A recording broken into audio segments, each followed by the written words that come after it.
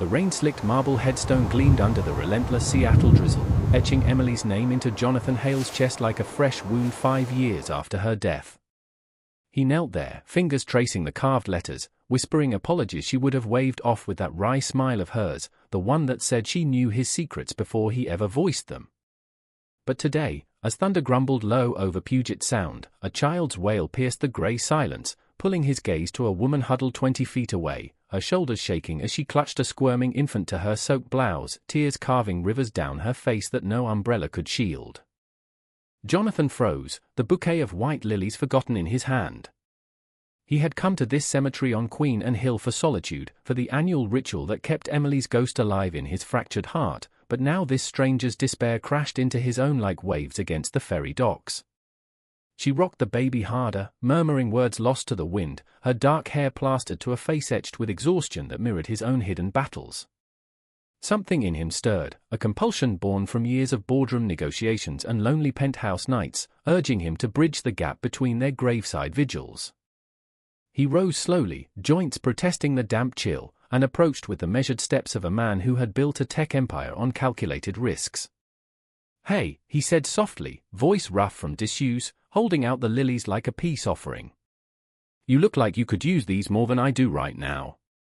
The woman lifted her head, hazel eyes red-rimmed and wary, the baby fussing against her chest. She was younger than he expected, maybe 32, with freckles dusted across her nose like forgotten stars, her jeans mud-spattered and a faded flannel shirt clinging to her frame. Sarah, she would introduce herself later, but in that moment, she was just a portrait of raw vulnerability, the kind that stripped away Jonathan's polished facade. She blinked at the flowers, then snatched them with trembling hands, burying her face in the petals as if they could absorb her sobs. "Thank you," she whispered, voice cracking like the thunder overhead. It's Tommy's birthday today. He would have been 3. The words hung heavy, and Jonathan's throat tightened. Tommy's stone was smaller, simpler, a few plots over from Emily's, adorned with faded plastic dinosaurs that the rain had toppled.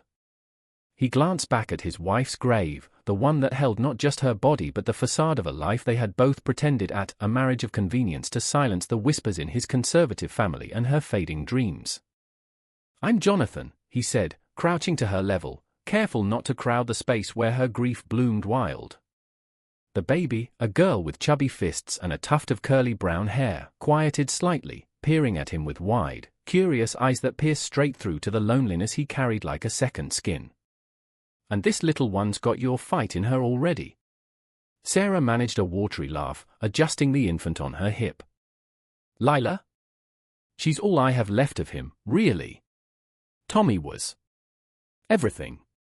The story spilled out in fragments then, between hiccuping breaths, how Tommy had fought leukemia for 2 years, how the treatments drained their savings, how her husband bailed when the bills piled higher than hope, leaving her in a cramped Capitol Hill apartment with mounting debts and a heart in tatters. Jonathan listened, the drizzle soaking through his coat, but he felt warmer than he had in months. He had poured millions into apps that connected strangers for hookups and fleeting chats, yet here he was, connecting over death and what lingered after. "I lost Emily to cancer too," he admitted, the words tasting foreign on his tongue. He rarely spoke of her publicly, the tech mogul Jonathan Hale, whose fortune from Hale Innovations masked the man who had loved her platonically, desperately, as a shield against his own truths. Emily had known he was gay from their first awkward date, set up by mutual friends in the pressure cooker of Seattle's startup scene. She had proposed the arrangement herself, marriage for cover, friendship for solace. They had laughed about it over late-night takeout, but her illness had turned their pact into a vigil, and her death into a mirror reflecting his unspoken desires. Sarah wiped her eyes with the back of her hand, the lilies clutched like a lifeline. "You seem like you've got it together, though. The coat, the calm." "Me? I'm one eviction notice from sleeping in my car." Her honesty disarmed him, a rarity in his world of NDAs and venture capital sharks. He pulled out his wallet, not the slim leather one but the thick billfold he kept for emergencies, and slipped a card into her hand. "Hale Innovations. Call me tomorrow. We'll figure something out for the rent." She stared at it, then at him, suspicion flickering before gratitude softened her features. "Why?" You don't even know me. Because Emily would have, he thought. Because in her final days, she had made him promise to stop hiding, to live beyond the grave she left behind. Call it karma, he said instead, standing as the rain picked up. Or just a bad day for both of us. They exchanged numbers under the cemetery's ancient oaks, the kind that whispered secrets to the wind, and as Sarah bundled Lila tighter, Jonathan felt a crack in the armor he had forged over decades of denial. He walked her to her beat-up Honda, even offered to follow her home, but she waved him off with a tired smile. You've done enough, stranger. But thank you. Really. Back in his sleek Audi, engine humming against the downpour, Jonathan gripped the wheel, Emily's grave fading in the rear view. Sarah's face lingered, not in attraction, but in the echo of her pain, stirring something dormant in him. He had built walls of code and capital to keep the world at bay, but today, they had crumbled just enough to let light in. Little did he know, that light carried the shadow of her brother, Alex Rivera, a man whose own storms would soon collide with Jonathan's, brewing a tempest of desire and redemption neither could have scripted. The drive down from Queen and twisted through Seattle's fog-shrouded streets, past coffee shops buzzing with baristas calling orders and techies hunched over laptops, dreaming of the next unicorn app. Jonathan's penthouse in Belltown overlooked the Sound, a glass-walled fortress of minimalist design, white marble counters, abstract art from galleries he donated to for tax write-offs, and a king bed that swallowed him whole each night. He shed his wet clothes in the foyer, the city lights twinkling like distant apologies below, and poured a Scotch neat, the burn chasing the chill from his bones. Sleep evaded him that night, his mind replaying the cemetery scene in loops. Sarah's laugh, brittle but real. Lila's tiny hand waving at phantom butterflies. And beneath it all, the undercurrent of his own unrest, the part of him that Emily had urged to freedom in her last lucid moments, find someone who sees you, John. Not the mask. He had nodded then, throat too tight for words, burying the ache with work. Hale Innovations had exploded from a dating app prototype into a behemoth, algorithms matching souls for profit while his own stayed solitary. Dates were discreet, always men from the periphery, a barista with tattoos snaking up his arms, a graphic designer whose laugh lit up dive bars in Fremont. But nothing stuck, nothing breached the fortress. The next morning dawned grey, as Seattle mornings do, with the scent of salt air mingling with espresso from the corner roastery. Jonathan's phone buzzed at 8 sharp, Sarah's number flashing. Mr. Hale? It's Sarah from yesterday. I hate asking, but Lila's daycare called. They need the tuition by noon or she's out. Her voice trembled, laced with the defeat of a woman who had fought too many battles alone. He was in a meeting, venture capitalists droning about scalability, but he muted the line, heart pounding. Give me the address. I'll handle it. By 10, he was wiring funds from his phone, the transaction seamless as breathing for a man whose net worth ticked into 9 figures. But it wasn't the money that shifted something in him, it was her follow-up text, a photo of Lila gnawing on a teething ring, captioned, "She's smiling today. Because of you." Gratitude bloomed warm in his chest, unfamiliar and addictive. They met for coffee that afternoon at a hole-in-the-wall in Ballard, the kind with mismatched chairs and chalkboard menus. Sarah arrived disheveled, Lila in a carrier strapped to her chest, but her eyes held a spark absent the day before. "You're a lifesaver," she said, stirring sugar into her latte with fervor. "I work doubles at the hospital as a nurse, but Tommy's treatments. They wiped us out." Jonathan nodded, sipping his black coffee, the bitterness grounding him.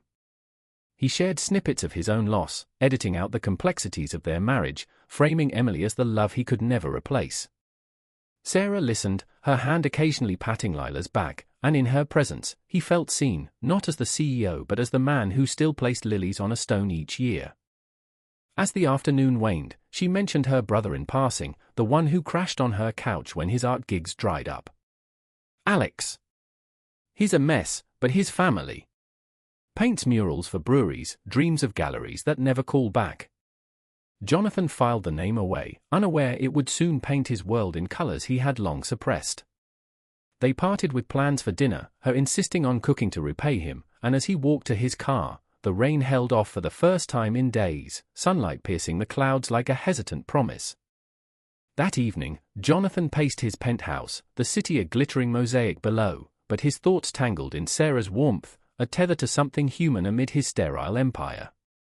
He had agreed to dinner too quickly, the invitation slipping from her lips like an afterthought, yet it felt like the first real meal in years not eaten alone over emails. Hale Innovations demanded his evenings, but tonight, he silenced notifications, the quiet amplifying the hum of the fridge and the distant ferry horns. He chose a simple button-down, sleeves rolled to elbows, a concession to casual that felt foreign on his frame. Sarah's apartment in Capitol Hill was a third-floor walk-up in a brick building etched with graffiti tags and climbing ivy, the stairs creaking underfoot like confessions. She buzzed him up, the door swinging open to chaos, toys scattered like landmines, a high chair smeared with pured peas, and the scent of simmering chili wafting from a tiny kitchen. "Welcome to the madhouse," she laughed, scooping Lila from the floor where the baby gummed a block. Jonathan stepped inside, ducking a mobile of paper cranes dangling from the ceiling, each one inscribed with a message that tugged at him, for Tommy's wings. "It's perfect," he said, meaning it, the lived-in mess a stark contrast to his vaulted ceilings and echoey halls. Sarah waved him to a sagging couch, pouring wine into mismatched mugs. "Nothing fancy. Alex is here too, by the way. He heard about the graveyard night and insisted on meeting you." Before Jonathan could process, a figure emerged from the hallway, wiping hands on a paint-splattered apron tied over jeans and a faded Radiohead tee. Alex Rivera, mid-30s, olive skin glowing under the Edison bulbs, tousled black hair falling into eyes the color of aged whiskey, a scruff of beard framing lips curved in skeptical amusement. "Hey, hero," Alex said, extending a hand calloused from brushes and canvases, his grip firm, lingering a beat too long. Jonathan felt it then, that electric snag in the air, like static before a storm. Alex's gaze held his, probing, as if sketching the lines of a face he already half knew. "Sarah's been singing your praises. Millionaire with a soft spot for weepy widows? Sounds like a rom-com plot." His tone teased, but beneath lurked a guarded edge, the kind honed by too many rejections in lofts and galleries. Jonathan chuckled, heat rising unbidden to his neck. "Guilty. Though I'm more the brooding type than the leading man."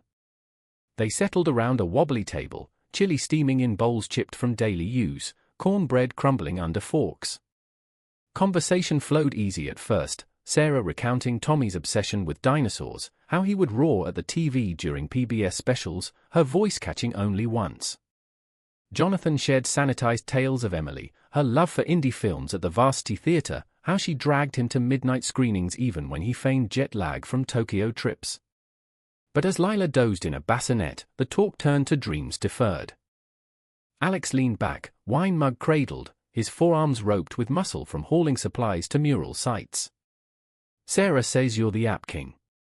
Matching hearts for the masses while yours beat solo?"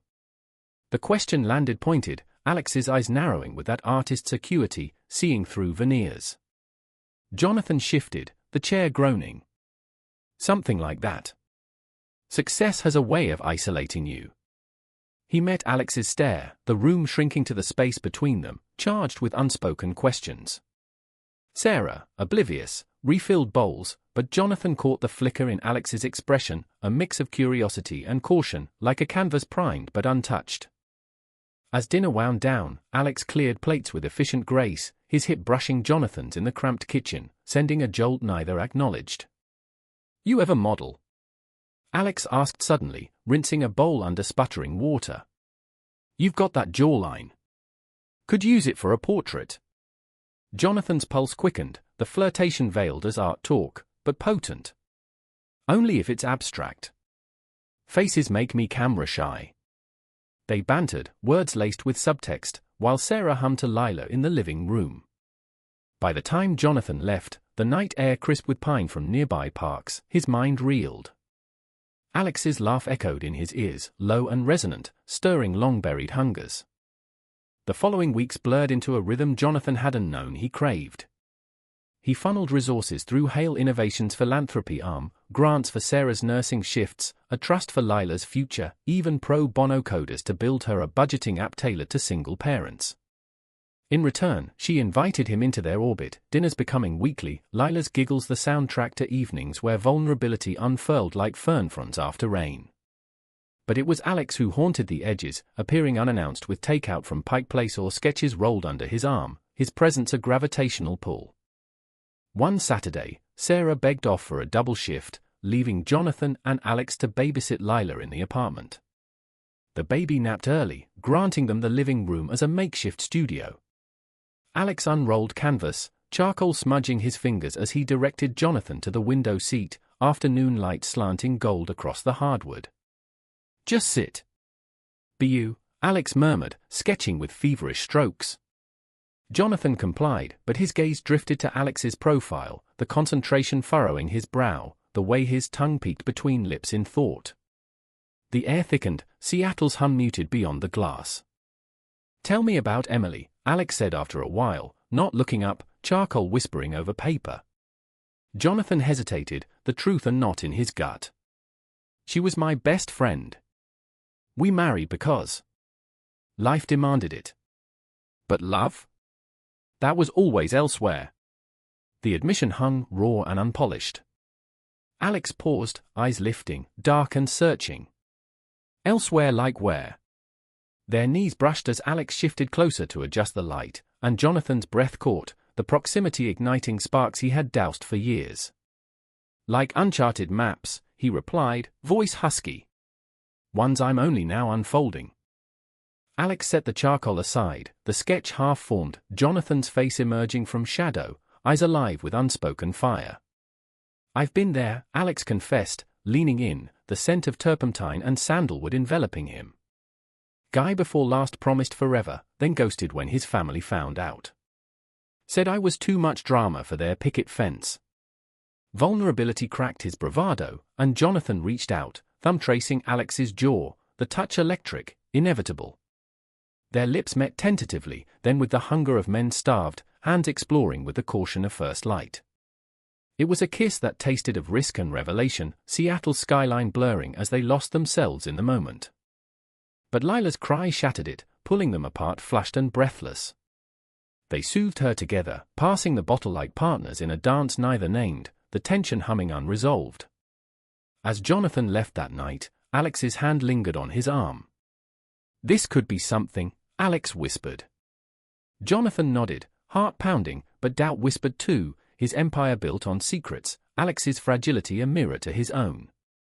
The rain returned as he drove, washing the windows clean, but inside, storms brewed. Fall deepened in Seattle, leaves carpeting the paths of Discovery Park in crimson and gold, mirroring the flash Jonathan carried home from stolen moments with Alex.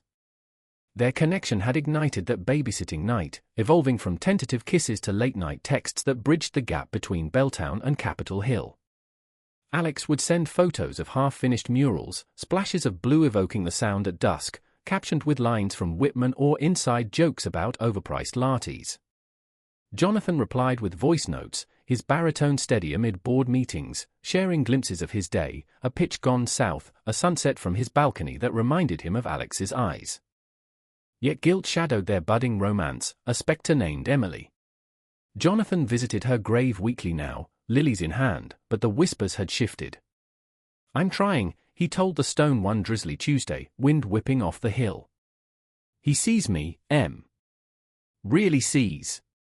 The words felt like betrayal, though Emily had championed his truth in life, slipping notes into his suitcase before trips, "Be brave, love. For both of us." Still, the marriage, even platonic, chained him, a reminder of the man he had been, closeted, compliant, building fortunes to fill voids. Sarah noticed the change first, her texts probing gently over coffee runs. "You and Alex." "It's obvious," she said one crisp morning at Elliott Bay Book Company, steam rising from their mugs as Lila scribbled on a paper placemat. Jonathan flushed, stirring his pour-over. "Is it that bad?" She grinned, freckles dancing. "Now. It's good. He needs steady after that asshole in Portland. Just Don't hurt him, okay? Family's all he's got. Her words landed like anchors, grounding his elation in responsibility. Sarah had become a sister in spirit, her trust a gift he vowed to honor, even as desire pulled him toward her brother.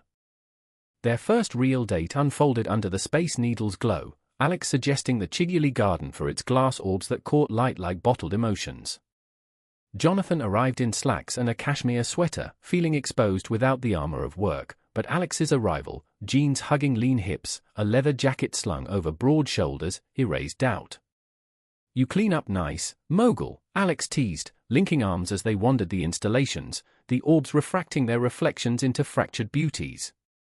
They talked for hours, Alex's childhood in Tacoma, sketching ships in the harbor while his fisherman father reeled in salmon, Jonathan's rise from a UW dorm room hackathon to Forbes lists, the loneliness etched in every milestone. As night fell, they shared oysters at a waterfront spot, the ferry lights dancing on the water like fireflies. Alex's foot nudged Jonathan's under the table, a silent Morse code of want. "Come back to mine," Alex murmured, voice low over the clink of glasses. Jonathan's pulse raced, but he nodded, the decision a leap from the precipice he had clung to. Sarah was on shift, Lila with a sitter, granting them the apartment's sanctuary. They tumbled through the door, coats shed in a trail, kisses deepening from playful to fervent, bodies mapping each other with hands that trembled from need. In the dim lamplight, Alex's skin glowed bronze against white sheets, his moans a symphony Jonathan conducted with lips and fingers, rediscovering pleasure long denied. "God, John," Alex gasped, arching into touch, his artist's hands clutching Jonathan's shoulders like lifelines. It was tender, urgent, a reclaiming of cells long suppressed. Afterward, tangled in sweat-damp linens, Alex traced patterns on Jonathan's chest. "This scares me," he admitted, voice small. "Last time I fell, it broke everything." Jonathan pulled him closer, heart aching with echoes of his own fears. "We'll build it slow. Brick by honest brick." But cracks appeared soon after, subtle as Seattle's fog. Jonathan's assistant, Marcus, a sharp-eyed vet of the tech wars, cornered him in the office kitchen one Monday. "Rumor mill's churning, boss. Board whispers about your distractions. Investors like stability, not scandals." The word stung, evoking headlines Jonathan had dodged for years, Hale's hidden heart. He brushed it off, but the seed of paranoia took root. Meanwhile, Alex's world intruded, a gallery rejection email left open on his laptop, his frustration spilling into sharp words over dinner.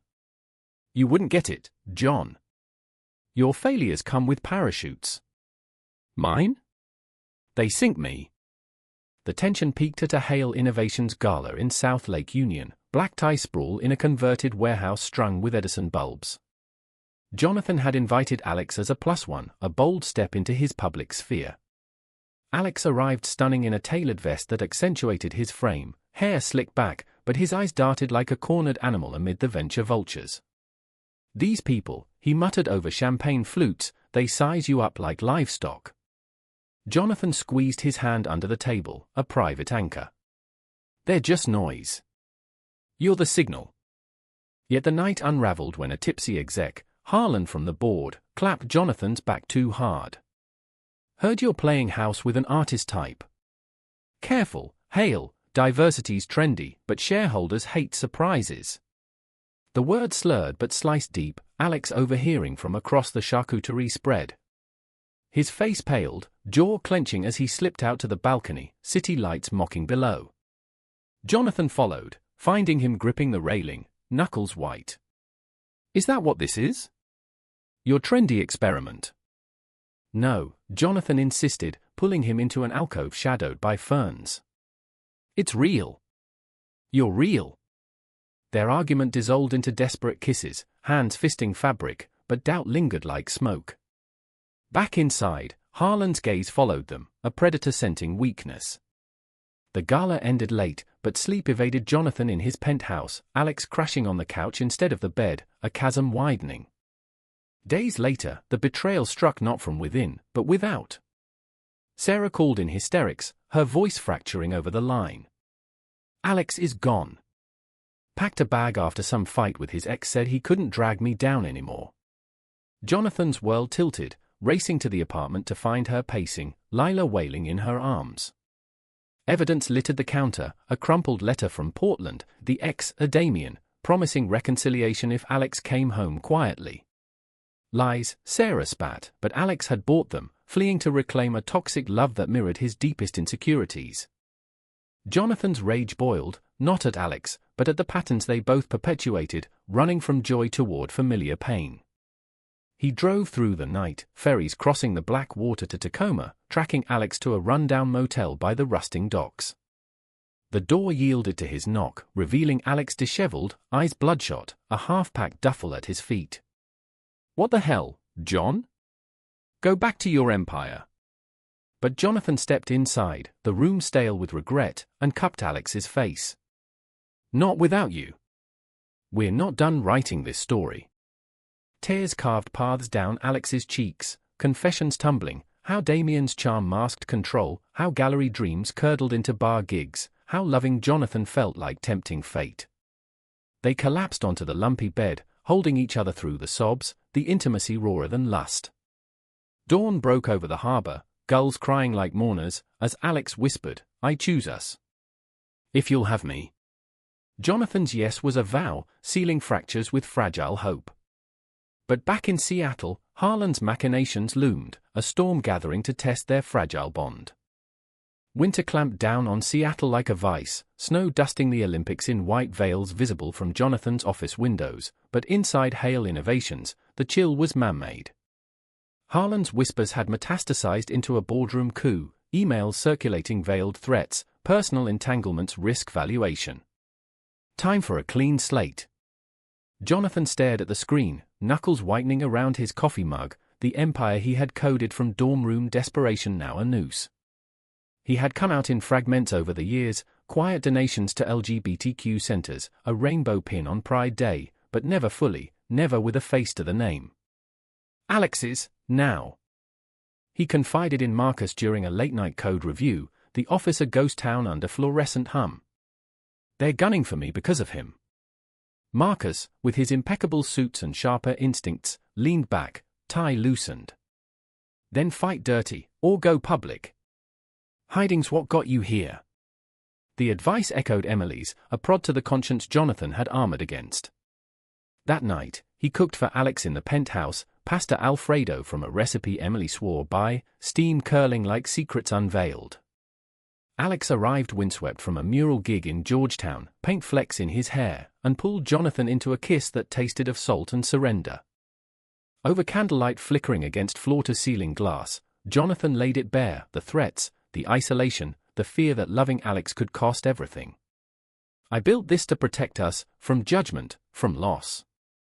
But it's chaining me now." Alex listened, fork paused mid-air, his artist soul absorbing the strokes of pain.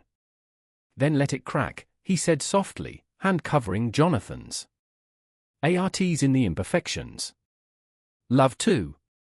They made love on the rug before the fireplace, body sinking in slow reverence, Jonathan tracing the scars on Alex's hip from a childhood fall, Alex kissing the tension from Jonathan's brow. In afterglow, wrapped in a throw, they planned a joint statement, subtle but unapologetic, positioning their relationship as strength, not scandal. Sarah became their confidant, hosting strategy sessions in her apartment amid Lila's block towers. "You're idiots if you don't own it," she declared, chopping onions for tacos, tears real this time from the blade. "Tommy taught me, life's too short for closets." Her resilience fueled them, a reminder of graveside chance encounters that wove their fates. Alex sketched logos for the announcement, a stylized heart in binary code, intertwined with a paintbrush, while Jonathan looped in PR, turning vulnerability into narrative gold. The reveal dropped mid-December, a blog post on Hale's site, "Innovation thrives on authenticity.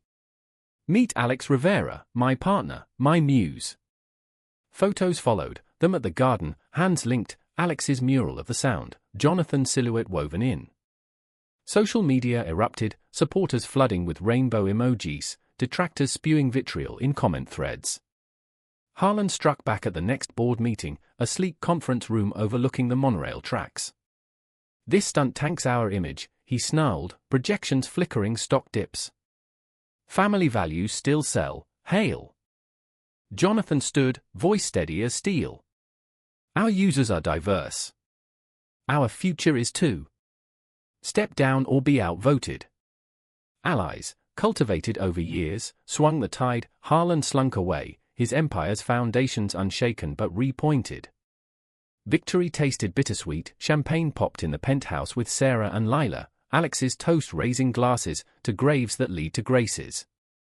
But elation masked undercurrents. Alex's ex, Damien, resurfaced via anonymous emails, poison pen missives detailing what John can't give you. Alex deleted them, but seeds of insecurity sprouted, nights where he stared at the ceiling, whispering doubts Jonathan soothed with touches and truths. Crisis crested on New Year's Eve, Seattle's fireworks blooming over the bay like defiant stars. They had planned a quiet escape to a cabin in the Cascades, snowshoeing trails blanketed white, but Damien's shadow intruded. A call came mid-drive, Alex's phone buzzing insistently. He answered on speaker by accident, Damien's voice oily, "Saw your little coming out parade. Pathetic. Come back, Alex. He's just slumming it with the help." Jonathan pulled over on icy I-90, engine idling, as Alex's face drained of color. "We're done, Damien. For good." But the damage festered. At the cabin, logs crackling in the stone hearth, Alex withdrew, sketching furiously by firelight while Jonathan prepared mulled wine. "He knows my weak spots," Alex muttered, charcoal snapping in his grip. "Makes me feel like the poor kid crashing the rich guy's party." Jonathan knelt beside him, the sketch a storm-tossed sea with a lone figure adrift. "You're not crashing. You're the horizon I sail toward." Words bridged the gap, leading to a night of reaffirmation, bodies entwined under quilts, moans mingling with wind through pines. Dawn brought clarity. Alex blocked Damien, therapy sessions booked via Jonathan's network, a commitment to unpack the baggage together. Back in the city, healing intertwined with hurdles. Lila's first steps happened in Sarah's living room, her chubby legs wobbling toward Jonathan's outstretched arms, Alex cheering from the sidelines. Uncle John's got the magic touch, Sarah laughed, tears of joy streaking her cheeks. It was a milestone laced with ache, Tommy's absence a ghost at every celebration, but also proof of family forged in fire.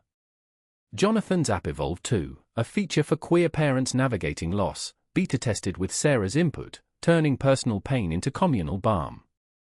Yet betrayal's echo lingered in professional ripples. A key investor pulled funding, citing reputational risks, forcing Jonathan to pivot, nights blurring into code marathons with Alex at his side, pizza boxes piling like abstract sculptures. Exhaustion bred friction, Alex snapping at a late cancellation, Jonathan retreating into workaholic silence. One February evening, after a tense dinner where words hung unsaid, Alex stormed out, boots thudding down the stairs.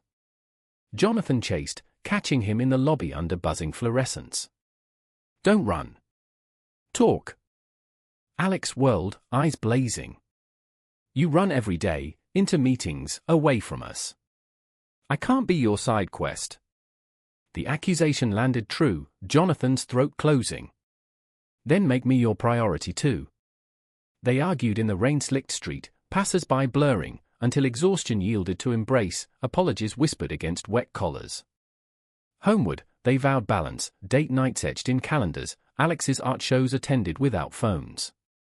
Spring hinted in cherry blossoms along Lake Washington, petals drifting like confetti on their anniversary, a year since the grave. They picnicked on the shore, Lila toddling nearby under Sarah's watch, her laughter a balm. Alex unveiled a portrait, Jonathan against the cemetery oaks, eyes alight not with sorrow but serenity. "You," Alex said, "reborn." Jonathan's kiss was gratitude incarnate, the water lapping echoes of healing tides. But summer loomed with its own tempests, Damien's final gambit brewing in shadows, threatening to drown their fragile peace. Summer unfurled in Seattle with uncharacteristic heat, the city wilting under a sun that baked asphalt and frayed tempers. Jonathan and Alex's rhythm had steadied into something resembling normalcy, mornings with coffee on the balcony, Alex sketching while Jonathan reviewed metrics, evenings tangled in sheets, the sound's lullaby sealing their days. Hale Innovations rebounded, the queer parent feature going viral, downloads spiking amid Pride Month parades where Jonathan marched hand-in-hand with Alex, rainbow flags snapping like declarations. Sarah thrived too, promoted to charge nurse, Lila's vocabulary blooming with words like paint and boat. But normalcy proved illusion when Damien materialized at Alex's gallery opening in Pioneer Square. The space buzzed with patrons sipping Pinot, walls alive with Alex's seascapes, turbulent waves crashing into calm harbors, metaphors unspoken. Jonathan arrived late from a pitch, tuxedo rumpled, but his entrance turned heads, pride swelling as he found Alex amid admirers, cheeks flushed with triumph. "Sold 3 already," Alex whispered, nipping Jonathan's ear. To a collector who called it visceral truth. The high shattered when Damien sauntered in, tailored suit a mockery of Alex's bohemian vibe, champagne flute dangling like a weapon. "Babe," he drawled, loud enough to draw eyes, slumming in the colonies. Alex stiffened beside Jonathan, color draining. "What are you doing here?" Damien smirked, gaze sliding to Jonathan. "Heard about your little domestic bliss. Thought I'd remind you of real passion." The room hushed, whispers rippling like aftershocks. Jonathan stepped forward, arm around Alex's waist, voice low thunder. "Leave. Now." Damien laughed, a brittle sound, but his eyes gleamed with malice.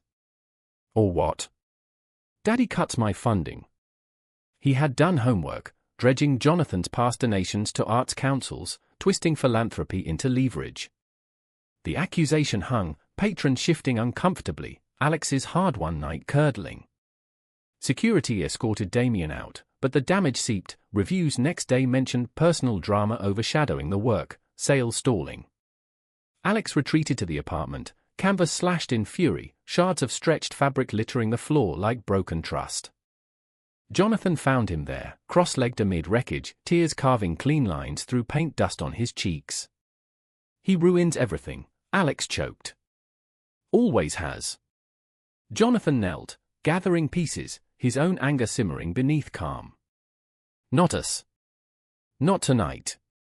They salvaged what they could, talking until dawn, Damien's cycle of charm and cruelty, how it echoed Alex's father's disapproval, the fisherman who dismissed art as fairy pursuits. Jonathan shared his own scars, family holidays in Bellevue where queerness was the elephant in the McMansion, Emily's illness a distraction from his internal war. Vulnerability bonded them tighter, a pact renewed over takeout foe, steam rising like exhaled ghosts. Sarah rallied support, organizing a pop-up show in her hospital's lobby, Lila's crayons contributing doodles framed as inspiration. The event drew colleagues, turning sterile halls into a gallery of hope, sales trickling in from unexpected quarters. But Damien's vendetta escalated, leaked emails to tabloids, fabricating affairs, painting Jonathan as a serial philanderer preying on the vulnerable artists. Headlines splashed, Tech Tycoon's Toy Boy Scandal. Jonathan's board wavered again, stocks dipping, forcing emergency calls with lawyers who advised separation for optics. The ultimatum came in a waterfront cafe, Harlan back as a proxy, his coffee untouched. "Cut ties publicly, or we force a sale." Jonathan's hands shook, not from fear, but rage at the erasure demanded. He stormed out, driving to the cemetery for clarity, Emily's stone cool under his palms. "They want me to choose, you, the lie, or him, the truth." Wind rustled leaves, no answer but memory, her voice, frail in hospice. "Choose life, John. The messy, beautiful one." He texted Alex, "Dinner at home. We're ending this." That night, over salmon grilled on the balcony, Jonathan proposed a counterstrike, a live interview on a progressive podcast, raw and unfiltered. Alex agreed, nerves jangling, but they prepped together, role-playing questions until laughter dissolved tension. The recording aired to millions, Jonathan's voice steady, "Alex isn't a scandal. He's my future." And Hale Innovation stands for real connections, not facades. Alex chimed in, anecdotes of their Graveborn meeting weaving humor with heart. Backlash surged, trolls flooding inboxes, but allies amplified, endorsements from queer icons, stock rebounding on wave of support. Crisis morphed to climax when Damien crossed into illegality, hacking Alex's email for private photos, intimate shots from cabin weekends, nothing explicit but deeply personal. They surfaced on a gossip site, blurred but identifiable, the violation a gut punch. Alex shattered, locking himself in the bathroom, sobs echoing off tiles. Jonathan alerted authorities, his legal team descending like hawks, tracing the breach to Damien's IP in Portland. Sarah arrived, Lila in tow, her presence a fortress. They coaxed Alex out with hot cocoa and blankets, a family huddle on the couch. Rage fueled Jonathan's pursuit, restraining orders filed, civil suits drafted for defamation and invasion. But revenge paled to protection. He installed security at the apartment, funded Alex's therapy intensification, held him through nightmares where Damien's face morphed into paternal disapproval. "You're safe," Jonathan murmured nightly, bodies spooned against the world's chill. Healing emerged in fragments, Alex reclaiming his studio, painting a series titled Exposed, canvases of fractured glass reforming into holes, exhibited to acclaim in fall. Summer waned with a trip to the San Juans, ferrying to Orcas Island where orcas breached like affirmations. They hiked mossy trails, Lila strapped to Sarah's back in a follow-along jaunt, the group a tapestry of chosen kin. At a secluded cove, waves lapping pebbles, Alex dropped to one knee, not with a ring, but a carved driftwood heart. "Marry me?" "Not for show. For us." Jonathan's yes blurred with tears, the horizon swallowing their kiss. Back home, planning blended joy with shadows, Damien's arrest for cyberstalking, trial looming like a storm cloud. Autumn brought reckoning. Courtrooms in Portland gleamed sterile, Jonathan testifying to the leak's toll, Alex's voice cracking on the stand. He didn't just steal images. He stole my peace. Verdict, guilty, restitution ordered, a cage for the poisoner. Relief washed over them like rain on parched earth, but scars lingered, trust a deliberate rebuild, intimacy laced with check-ins. Jonathan's empire stabilized, a new app-arm for digital safety launching amid fanfare. Sarah's promotion funded a down payment on a house in Wallingford, Lila's room painted with Alex's murals of dinosaurs soaring free. Yet the deepest wound was emotional, Alex's crisis peaking in a therapy breakthrough, forgiving the boy who hid sketches from his father, embracing the man who bared his soul. Jonathan mirrored it, donating Emily's ring to a shelter for queer youth, a symbol released. Winter approached with tentative grace, holidays planned around graves and gatherings, love a quiet revolution against past tyrannies. As leaves turned to frost-kissed relics, Seattle hunkered into winter's embrace, holiday lights threading the gloom like veins of warmth. Jonathan and Alex's engagement announcement rippled gently, no fanfare, just a shared post, driftwood heart on a beach, captioned "Our Forever," handcrafted. Responses flooded positive, a tide turning from scandal to celebration, though trolls lingered like stubborn weeds. Hale Innovations capitalized, partnering with wedding vendors for an LGBTQ inclusive platform, turning personal milestone into profit with purpose. Sarah cooed over planning sessions in her new kitchen, Lila banging spoons like a tiny conductor, the home a haven of laughter and lingering chilly scents. But beneath the joy, old fractures ached. Alex's trial victory brought closure, yet nightmares persisted, Damien's face morphing into gallery critics or boardroom sneers. Jonathan woke to him thrashing some nights, pulling him close with whispers of "I'm here, love." Anchored. Therapy wove through their weeks, joint sessions unpacking closets, Jonathan's marriage to Emily as societal armor, Alex's flings as rebellion against paternal stoicism. "We choose each other now," their counselor affirmed, a soft-spoken woman in Fremont whose office overlooked the canal. Progress felt like thawing permafrost, slow but inexorable.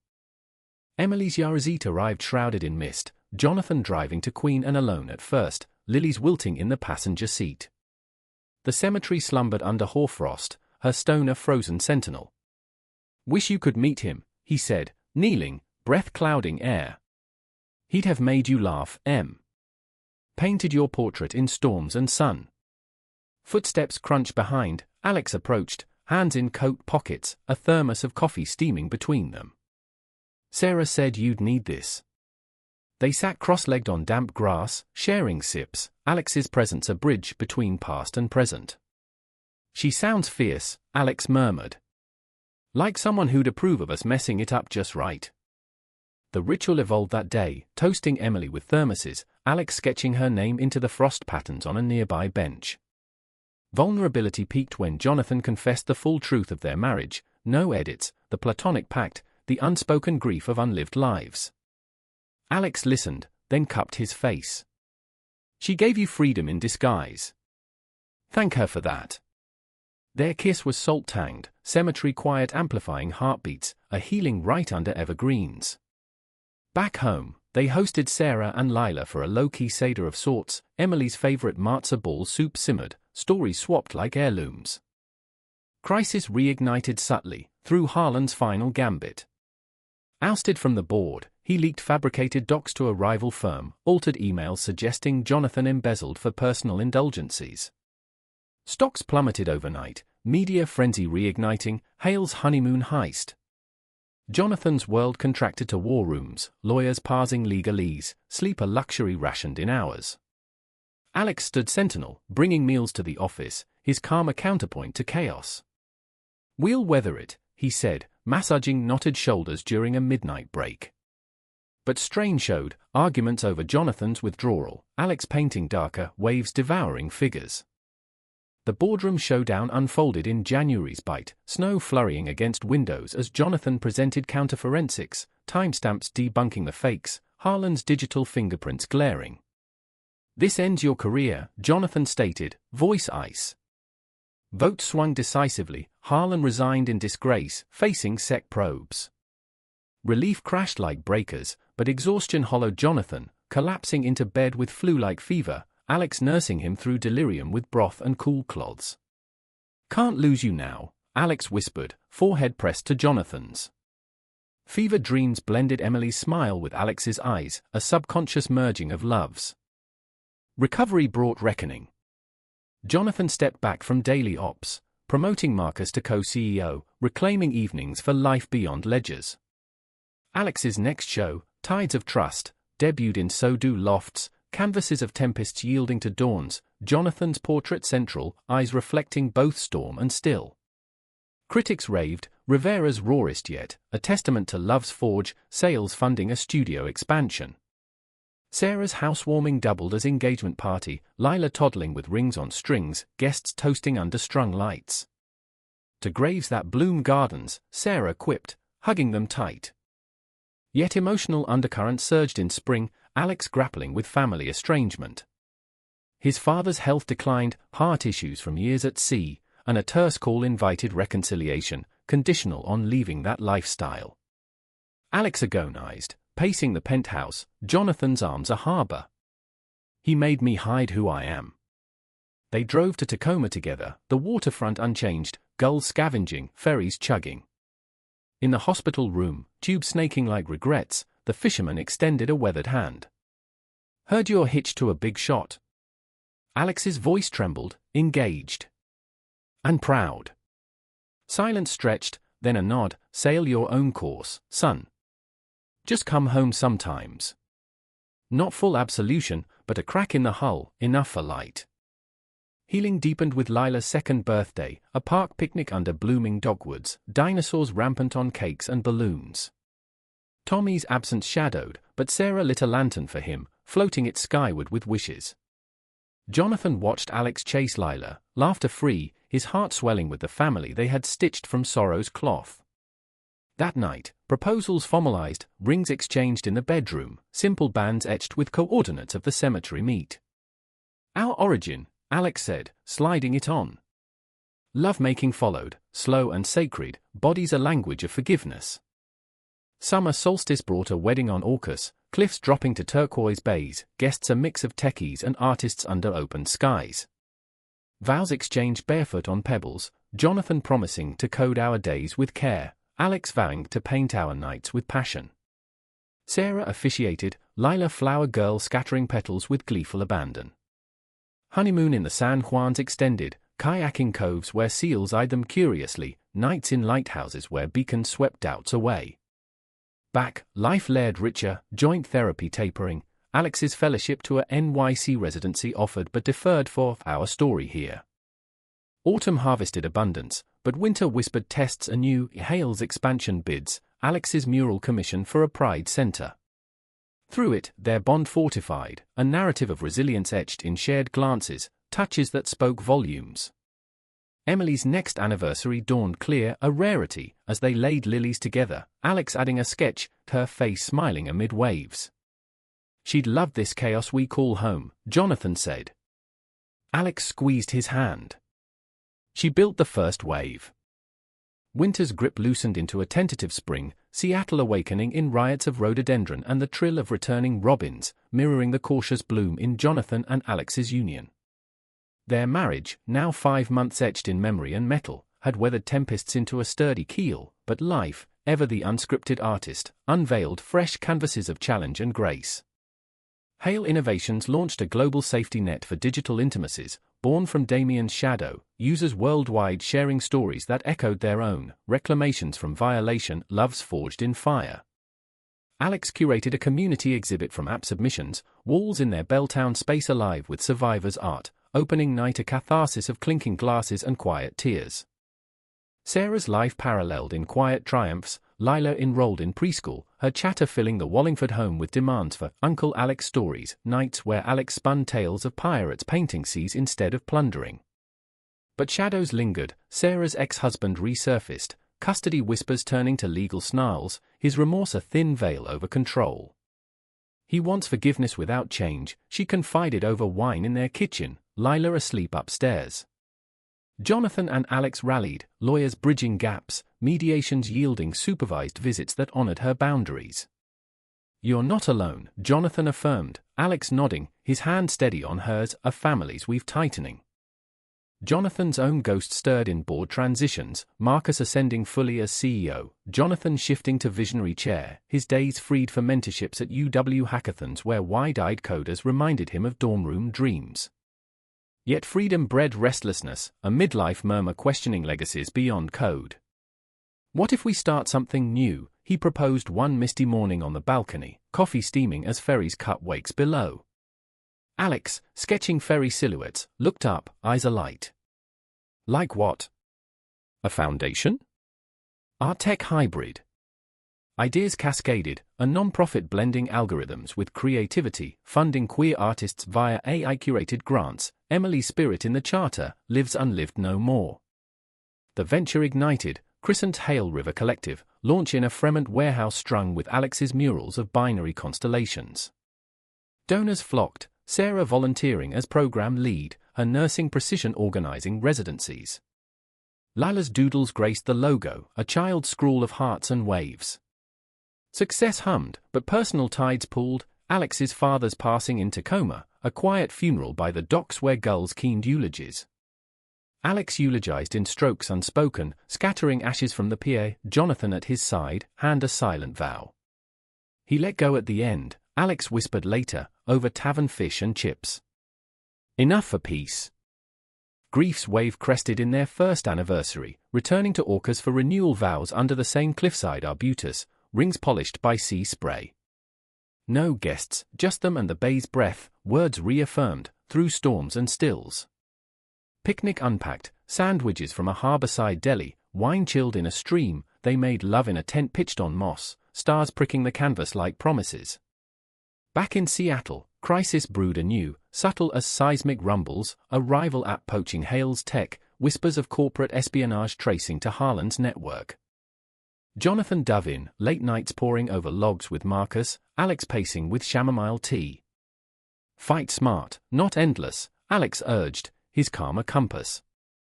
The breach uncovered, lawsuits filed, but victory tasted of weariness, Jonathan's health faltering under stress, migraines pulsing like warnings. Alex intervened, booking a retreat to Montana's plains, vast skies a palate cleanser. There, amid bison herds and cartonwood whispers, Jonathan journaled unfiltered, fears of obsolescence, love's fragility, Emily's echo in every choice. Alex painted en plein air, canvases of endless horizons, one capturing Jonathan napping in wildflowers, titled Resting Navigator.